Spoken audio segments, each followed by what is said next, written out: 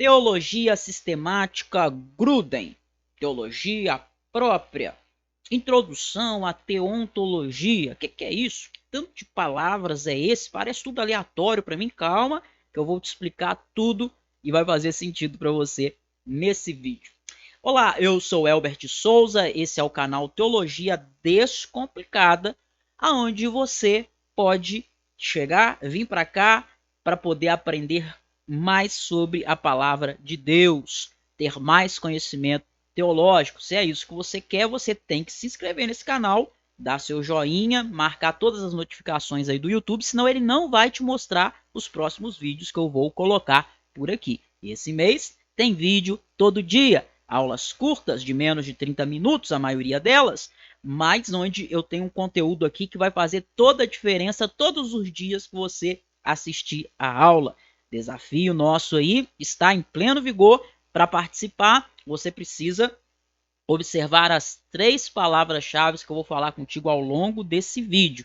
E aí quem ficar até o final desse vídeo, eu sei que você cumpriu o seu desafio de hoje, que é assistir essa aula inteirinha e resumir os principais aprendizados que você obteve. Bom, o que eu vou falar contigo hoje? Deixa eu colocar aqui para você. Olha só. Tá vendo isso daqui? Isso que eu estou colocando para você aí na sua tela é um slide que vinha, eu acho que ainda vem, mas agora deve estar talvez um pouco diferente, né? Ou não sei. Na teologia sistemática do Wayne Gruden. O que é isso, professor? Bom, o que é teologia sistemática? Primeira coisa.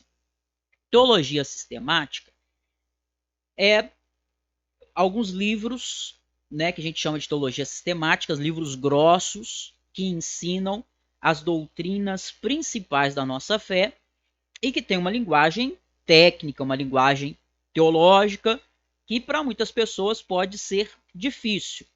Então, eu tenho também no meu curso o Método Teologia Descomplicada. Ele é um curso de teologia sistemática e lá eu explico para você uma linguagem que você consiga entender. Mas existem também os livros de teologia sistemática que trazem esses ensinos. E um desses livros, eu sempre recomendo no curso lá vários livros, né, de teologia sistemática, tem aí pelo menos uns 10 que eu gosto bastante. Um dos que eu recomendo, não quer dizer que é o mais completo, não quer dizer que é o melhor, mas é bom, é a teologia sistemática do Wayne Gruden. E parece que saiu uma nova aí, fizeram uma versão reduzidinha, mas eu não gostei não. Né? Mas saiu uma nova versão agora e ela está até ampliada também. Devo comprar? Eu vou conseguir entender? Bom, o Gruden tem uma linguagem um pouco mais simples, mas ainda assim, talvez você não consiga entender muita coisa. Por isso que eu sugiro mesmo é que você faça o meu curso de Teologia Sistemática. Lá está tudo em videoaulas, sistematizado para você, tudo organizadinho, bonitinho, aulas objetivas, tudo ali organizado da melhor forma para você entender, com exercícios, não é, com as explicações, mas não estamos com vagas abertas no momento. Se você quiser participar da próxima turma, me manda mensagem lá depois que eu vou colocar você aí na lista de espera, tá bom? E o que eu vou fazer hoje aqui é exatamente isso, o que eu faço lá dentro do curso. Eu vou explicar para você um pouco daquilo o que as teologias sistemáticas trazem, tá? Considere essa daqui uma aula introdutória aí do assunto teologia própria. O que é teologia própria? Teologia própria é o mesmo que teontologia, ou seja, a doutrina do ser de Deus. É em teontologia ou teologia própria ou ontoteologia, qualquer um desses nomes é correto, é onde nós estudamos sobre Deus, sua pessoa, sua obra, seus atributos, quem é Deus, certo? E Deus, o que você pode querer estudar mais sublime, mais encantador do que sobre o próprio Deus. Por isso, essa é uma das matérias que eu mais gosto. E como que lançou-se aí uma nova teologia sistemática do Wayne Gruden. Eu tenho aqui o material da antiga, da editora Vida Nova, e esse ponto não deve ter mudado muita coisa, né? Mesmo na versão mais nova. Teologia tem coisas que não mudam nunca, obviamente. O que acontece é que a nova versão acrescentou algumas coisas que tinham faltado, talvez lá na anterior. O Gruden fez algumas ratificações ali de alguns pontos, né? Ou algumas retificações. Os dois, né? Uma coisa é afirmar, reafirmar, a outra é consertar. Eu acho que ele fez um pouco dos dois, né?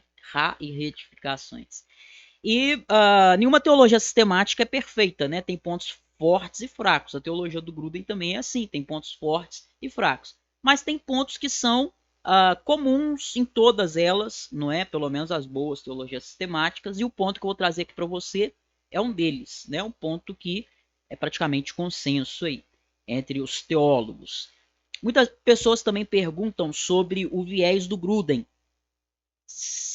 qual que é a linha que ele segue. O Wayne Gruden, ele é um teólogo de soteriologia reformada, ou seja, a doutrina da salvação ele entende da mesma forma que os teólogos reformados aí de um modo geral entendem, né? Existem alguns pontos ali que ele foge um pouco da visão clássica da teologia reformada. Existem alguns pontos que são bastante específicos por ele ser um teólogo, me parece que um teólogo batista, né? Então, tem alguns pontos ali dele que são específicos em relação à visão ali, a questão escatológica, final, a doutrina das últimas coisas, né?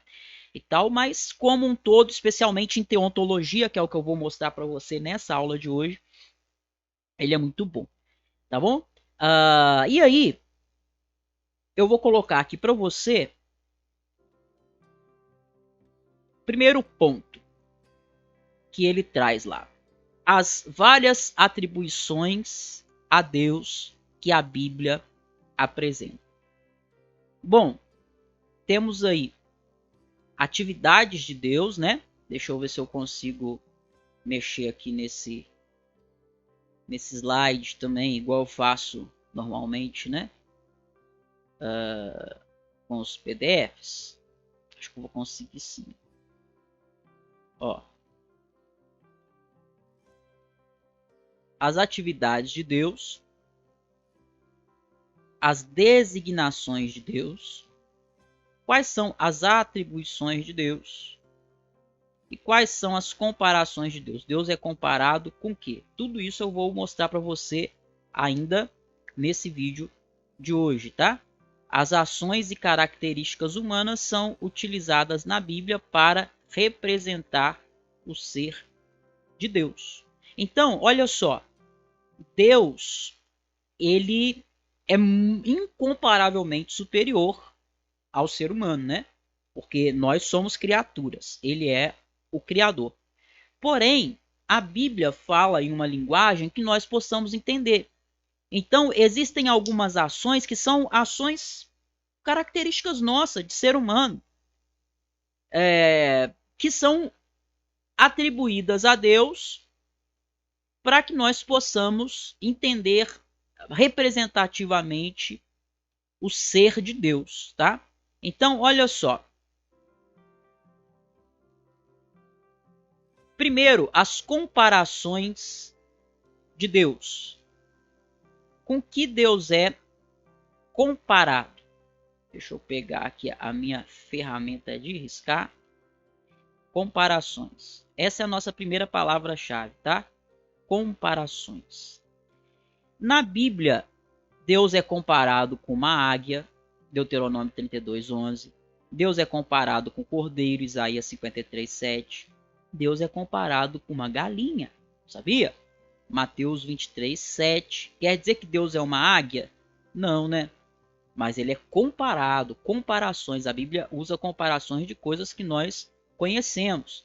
Ele é comparado com o sol, a estrela da manhã, sombra, lá no Salmo 91, todo mundo conhece, né? Escudo, Salmo 84:11, santuário. Ele é comparado com leão. Não é que Deus é um leão, mas ele é comparado com o leão. Não é que Jesus é um leão, literalmente, né? Ele é o leão da tribo de Judá. Isso é uma figura comparativa. Luz, lâmpada, fogo. Então, as referências aqui, tá? é interessante você ler depois. Manancial, rocha, refúgio e torre. Então nós acabamos de ver aqui seres com os quais Deus é comparado, tá bom? Dentro da teontologia também, que é a doutrina do ser de Deus, né, ou teologia própria, nós vemos também aí as designações de Deus. Ou seja, como Deus é chamado, quais são os designativos que ele recebe? Primeiro, juiz e rei. Leia Isaías 33, 11. Segundo, homem de guerra. Êxodo capítulo 15, versículo 3. Deus também recebe em Hebreus 11:10 o designativo de arquiteto e edificador, também de pastor, também de noivo, também de marido, também de pai, também de médico, certo? Muito bem. Agora vamos ver como Deus é descrito. Como Deus é descrito. Lembrando para você, olha aqui para mim, lembrando para você, o objetivo aqui dessa aula é te mostrar como que a teologia sistemática ajuda você na compreensão da palavra de Deus, porque ela sistematiza os ensinos da palavra de Deus, ela organiza os ensinos da palavra de Deus, tá? Professor, e se eu comprar essa teologia sistemática aí do Wayne Grudem, inclusive vou deixar o link aqui embaixo para vocês, caso você queira. Mas, professor, se eu comprar e não entender, por isso eu recomendo que você faça o meu curso de teologia sistemática, porque lá eu explico tudo para você. E se você fizer o curso e você não tiver condição de comprar teologia, não tem problema, você pode ir acompanhando o curso, não é?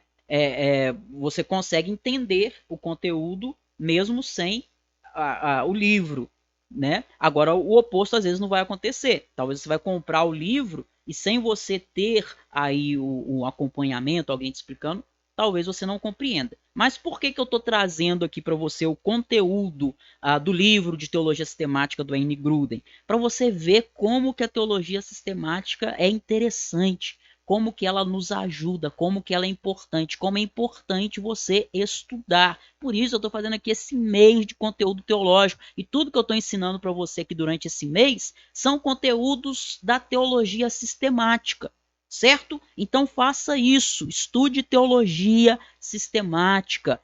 Ela é muito importante para o conhecimento de todos, não é só para pastores, líderes, é para todo cristão precisa estudar teologia sistemática. E na aula de hoje eu estou trazendo aqui para você um estudo sobre teontologia ou teologia própria, que é a doutrina do ser de Deus. Olhe quantas coisas você está aprendendo importantes sobre Deus. Vamos continuar lá então? Olha só, descrições na Bíblia sobre Deus. Como Deus é descrito na Bíblia?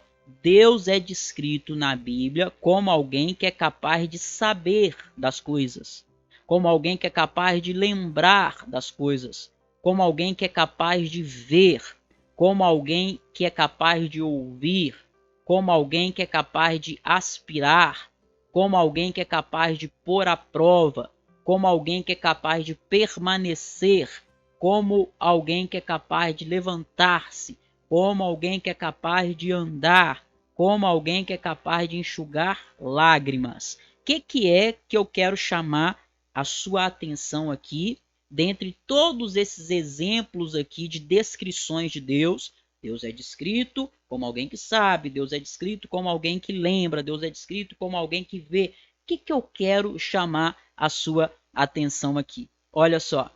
Quero chamar a sua atenção para isso daqui. Ó. Deus é descrito como alguém. Como alguém. Por quê? Porque existem muitos ensinos, existem muitas religiões, muitos pensadores que esboçam a ideia de Deus como um ser impessoal, como se Deus fosse uma força, como se Deus fosse, por exemplo, a natureza. Tudo é Deus. O panteísmo, por exemplo, acha que tudo é Deus. O vento é Deus, o pássaro é Deus, a árvore é Deus, o sol é Deus, a lua é Deus, eu sou Deus, você é Deus. É uma compreensão equivocada, mas até relativamente comum, essa de que Deus é uma força. Mas, de acordo com a Bíblia, Deus não é algo. Deus é alguém. Ou seja, Deus é um ser pessoal. É a pessoa de Deus. É a pessoa divina. E esses pontos que eu vi contigo aqui, esses exemplos bíblicos que o Gruden traz aqui, deixam isso muito claro. Por quê? Deus sabe. Deus tem a capacidade de saber. Só pessoas têm capacidade de saber. Pense, por exemplo, em uma força poderosa, a força das águas. Se você cai num mar agitado, ele te joga de um lado para o outro, revira a sua embarcação, não é? O mar é as águas são forças gigantescas. A gente teve há pouco tempo rompimento, há uns anos atrás aí, de Brumadinho, não é? E o que aconteceu? A gente viu a força da água, a destruição que ela faz. Deus é uma força? Não. Deus é uma pessoa. Por quê? As águas, por exemplo, que são poderosas, elas não sabem de coisa alguma, elas são uma força. As águas são uma força, elas não se lembram de nada. As águas são uma força, elas não veem, elas não ouvem, elas não sentem cheiro. Deus sim. Então Deus é um ser pessoal. Além de ser muito mais poderoso do que qualquer força que você possa imaginar da natureza, porque a natureza é criatura, ele é o criador. Ele é quem criou a natureza. Além de ser muito maior, muito mais forte, muito mais poderoso, ele não é simplesmente uma força mais poderosa do que todos. Ah, Deus é uma grande força. Não. Deus é um ser pessoal. Nós podemos nos relacionar com ele. Ele se relaciona conosco, certo? Bom, ainda dentro aí de teontologia, a doutrina do ser de Deus, também vale ressaltar as atribuições de Deus. Deus é capaz de sentir alegria. Você já parou para pensar sobre isso? Deus se alegra. Olha que interessante. Tá vendo como ele é um ser pessoal? A Bíblia diz que Deus é capaz de se alegrar. Deus, ele sente pesar. Deus se entristece, não é? Deus sente ira. Isso daqui são atributos de Deus. Deus é amor, é um atributo de Deus. Deus é capaz de sentir ódio. Que é isso? Deus é capaz de odiar, sim. Deus odeia o mal. Deus odeia o pecado. Vamos mais? Olha só, agora vamos ver aqui as atividades de Deus. Atividades de Deus. Primeira coisa que você precisa entender é que Deus não é um velho cansado sentado no trono sem ter o que fazer.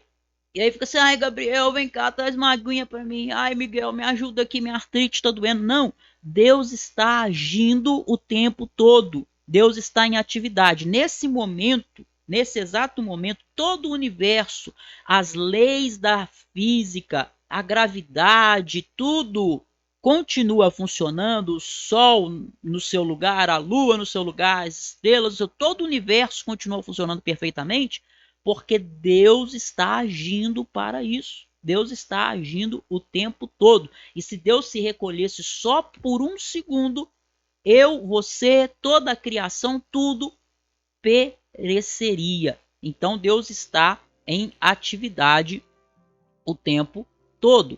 E aí a Bíblia, ela vai trazer aqui algumas metáforas acerca de Deus, né? Atividades atribuídas a Deus de um modo metafórico. Eu falei com você num vídeo anterior, que Deus não tem forma física como nós, né? Um corpo físico como nós. Então, a Bíblia fala dos olhos de Deus, referindo-se à sua atividade de ver todas as coisas. Ele é onisciente, ele sabe de tudo, ele vê tudo o que acontece. Os olhos dele são como chamas de fogo, o que fala da sua perscrutabilidade, ele consegue perscrutar tudo, não é? Isso daqui são metáforas, não é que Deus tem olhos literalmente como os nossos, mas isso daqui está falando da sua onisciência, não é? Fala da face de Deus, ou seja, isso é uma metáfora para a presença de Deus. As pálpebras, os ouvidos do Senhor não estão agravados para que não possam ouvir. Fala das suas narinas, né? Deus sente o cheiro, são metáforas, é no sentido metafórico. Fala da sua boca, não é? E quando você lê falando que da boca de Jesus sai uma espada aguda, não quer dizer que é uma espada literal, é uma figura de linguagem, não é? A língua, costas de Deus, Jeremias, estão aqui todas as referências bíblicas para você poder ler aí depois. O braço de Deus fala do seu poder, não é? A mão de Deus, o dedo de Deus, coração, os pés, né? Aponta para a sua onipresença, ele está em todos os lugares. Então Deus é um Deus que age, ele é um Deus que está em ação, de acordo com a Escritura. E aí, por que que nós temos essas designações acerca de Deus na Escritura? Vem comigo, olha aqui, ó, motivos das designações de Deus, das designações sobre Deus. Vou falar mais uma vez, tá bom? O N. Gruden, isso daqui está baseado na teologia sistemática dele, uma teologia aí que eu super recomendo para você, tá? Da editora Vida Nova, não é? Nos presenteou aí com a primeira edição, já traduzindo, o Gruden trazendo para a língua portuguesa, que foi muito bom. Se você quiser, você pode adquirir. Eu vou deixar o link aqui para você também. Professor, eu não acho que eu não vou conseguir entender isso tudo que você está falando sozinho. Então, me procura, deixa seu nome aí, que a gente está com matrículas fechadas no momento de metodologia descomplicada, mas assim que nós abrirmos eu vou dar prioridade para você, e aí tudo isso que você está vendo aqui você vai poder estudar comigo lá. Professor, posso adquirir o livro e fazer o curso? Se puder, melhor ainda. Na verdade, você pode fazer as duas coisas também, mas se você tiver que escolher entre um, recomendo que você opte pelo curso, porque lá eu vou fazer isso que eu estou fazendo aqui. Eu vou pegar o conteúdo que talvez sozinho você não entenderia, ou não entenderia da forma que eu estou trazendo aqui para você, e eu vou esmiuçá-lo. Isso eu faço lá dentro do método Teologia Descomplicada. Motivos das... pessoal, se vocês quiserem também, eu posso gravar mais vídeos aqui para o canal de teontologia, a doutrina do ser de Deus. Essa é a nossa segunda palavra-chave, tá? É mais difícil um pouquinho. Teontologia. Se alguém mandar acabar escrevendo errado ali, eu vou entender, tá? Mas é basicamente isso. Né? Teontologia. Deixa eu ver se dá para escrever aqui, ó.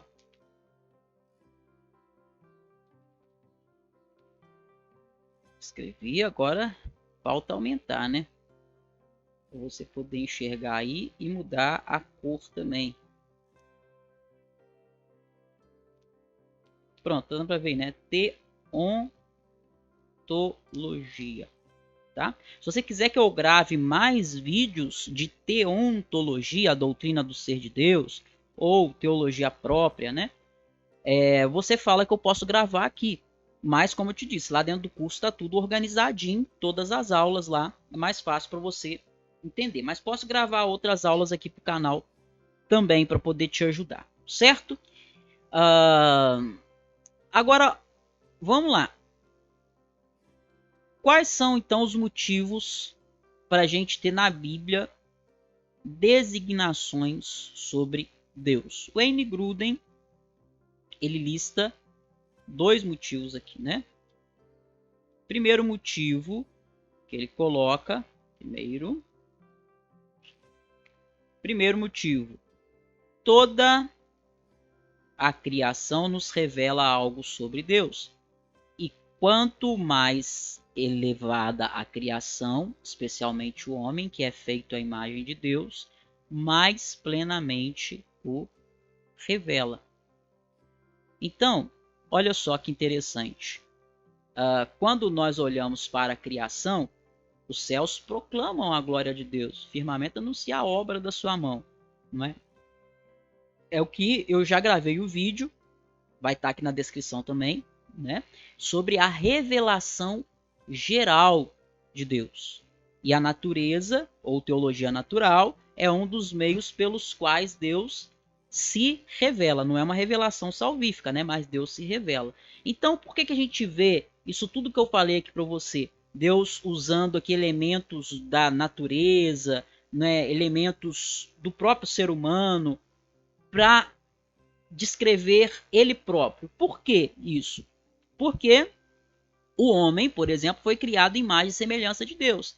Então, quando nós vemos algumas coisas no homem, no ser humano, essas coisas apontam para Deus de alguma forma, né? Elas refletem de alguma forma algo de Deus, tá? Segundo motivo pelo qual nós temos esses designativos aqui, essas ações de Deus, a Bíblia falando nessa linguagem, é porque, deixa eu destacar aqui, segundo, o Grudem diz assim, ó, isso mostra que tudo o que sabemos sobre Deus, vou ter que mexer aqui no PDF para você conseguir ver o restante. Não estava pegando, né? Um pedacinho ali vai acabar não pegando mesmo, pessoal, mas eu vou ler para você. Mostra que tudo o que sabemos sobre Deus, segundo as Escrituras, nos vem em termos que compreendemos, pois descrevem eventos ou coisas comuns à experiência humana. João Calvino, ele chamava isso de linguagem de acomodação, ou seja, Deus falou na nossa língua. Deus falou usando exemplos do nosso dia a dia, coisas com as quais nós estamos acostumados. Porque se Deus fosse falar da grandeza dele, nos termos dele, nós jamais compreenderíamos. Então, Deus é muito mais do que isso aqui que a gente está vendo, certo? Deus é muito maior do que isso daqui. Como eu disse para você, a gente tem as metáforas, o olho, que fala da sua onisciência, não é? Os pés, que falam da sua onipresença, as mãos, o braço, que falam da sua onipotência. São formas de ilustrar coisas em Deus que são muito altas para nós alcançarmos. Mas Deus bondoso que é, Ele não nos deu a escritura em uma linguagem técnica. Ele não nos deu a Bíblia na língua dos anjos. Ele não nos deu a Bíblia na língua, numa língua angelical. Deus nos deu a Bíblia numa linguagem humana, usando símbolos humanos, usando coisas do dia a dia, coisas corriqueiras. Por quê? Porque a intenção dele é que nós conseguíssemos entender o que ele estava dizendo. Mas ao mesmo tempo, quando nós olhamos para a Escritura e vemos estes símbolos, vemos essa linguagem, nós entendemos o pensamento central, mas ao mesmo tempo ficamos maravilhados e falamos assim, poxa, é isso, mas de um modo ainda muito mais profundo. Não é? Existem grandezas sobre Deus, verdades sobre Deus, que a nossa mente não é capaz de captar na sua totalidade. Mas Deus falou de uma forma que nós pudéssemos entender, e aquilo que nós podemos entender é suficiente para trazer para nós salvação. Deus nos salva por meio do Evangelho falado na nossa língua. É suficiente para nós crescermos no conhecimento de Deus. E muita gente, olha aqui para mim, agora, deixa eu colocar aqui a telinha de novo. Muita gente se acomoda.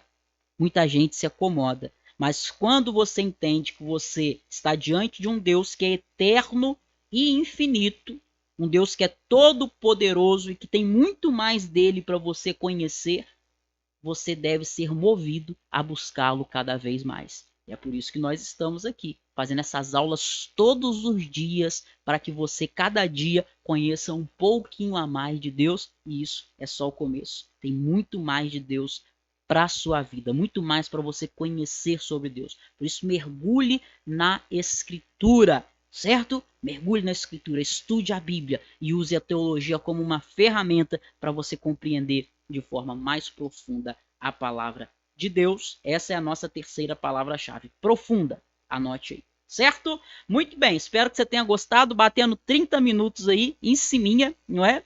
Que Deus abençoe a sua vida. Eu fui. Tchau.